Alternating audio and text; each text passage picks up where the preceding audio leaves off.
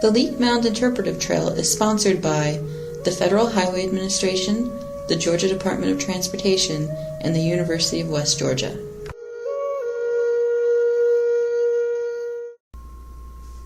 Hi, and welcome to another Leak Mounds Interpretive Trail podcast. I'm Marcus Toft. And I'm Jennifer Teeter. If you're following along on the trail, this podcast corresponds to the Clues About the Past panel. So, Marcus, I've been wondering something. How do the archaeologists at the leak site solve the mystery of what life was like there? Well, Jennifer, like any good detective, archaeologists search for clues. Yeah, but it was so long ago, what clues could remain? Archaeologists look for three broad types of clues.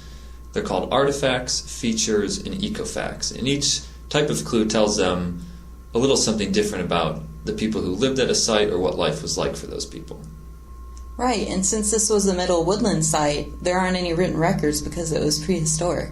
Right, so the archaeologists are going to be looking for different types of artifacts. They're not going to find any diaries or any letters, anything that will tell us in words what life was like.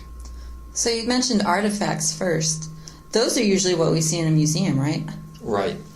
Archaeologists define artifacts as basically anything that's man-made or that's been modified by humans, but it also has to be something that's portable, something that can be either picked up and carried, like a projectile point or even a pen or a coffee cup. Those would all be considered artifacts. You're really just naming everything that's on the table. Pretty much.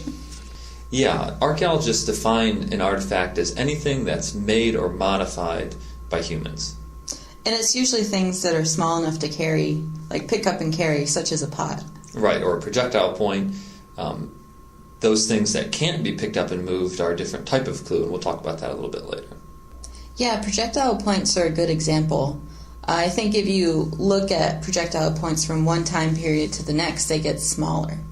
Yeah, and that's an important concept too, because it's not that archaeologists just look for individual artifacts or objects. They try and place them into a larger frame where they look for changes over time or patterns. So like you mentioned, with projectile points, archaeologists know that projectile points tended to get smaller over time, which tells them something about that society. Yeah, that they became more efficient hunters and transitioned from one type of prey to another. Exactly. Okay, so features are the next kind of clue that archaeologists use.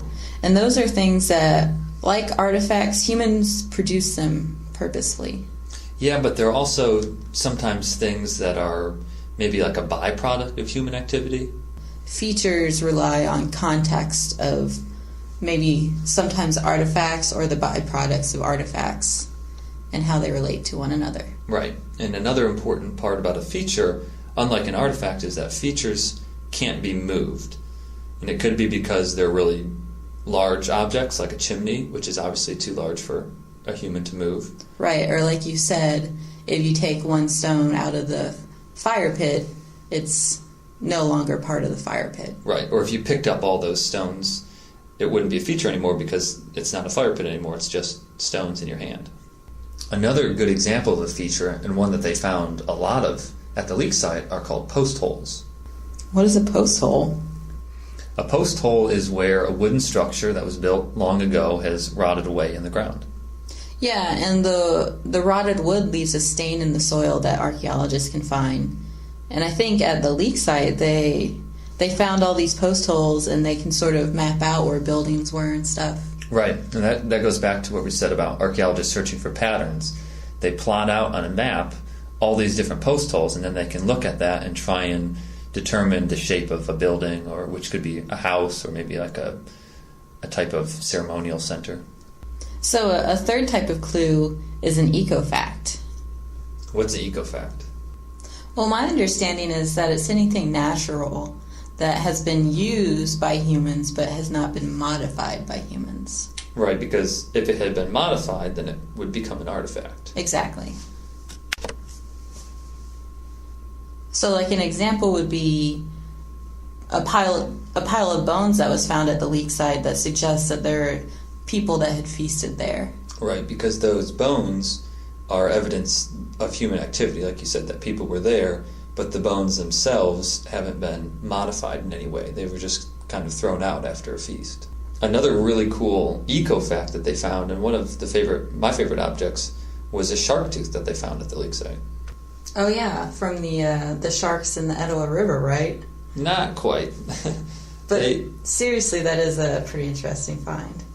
Yeah, when archaeologists find objects like that clearly didn't come from nearby, it can be evidence that these people were interacting with, say, other American Indians by the Gulf Coast or somewhere along the coast where shark teeth come from.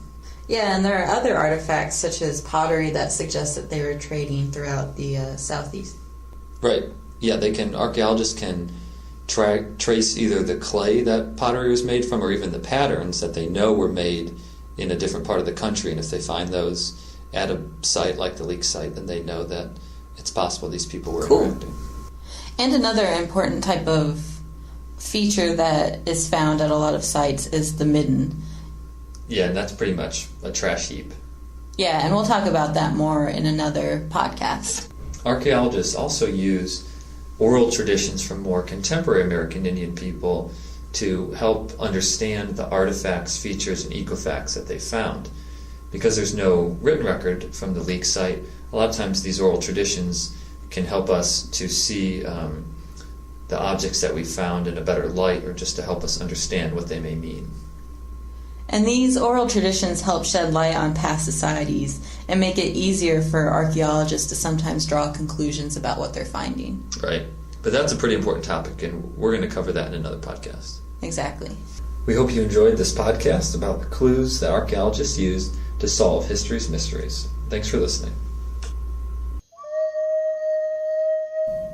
The Leak Mounds Interpretive Trail project was done in partnership with the City of Cartersville and Bartow County. Music by Tommy Wildcat.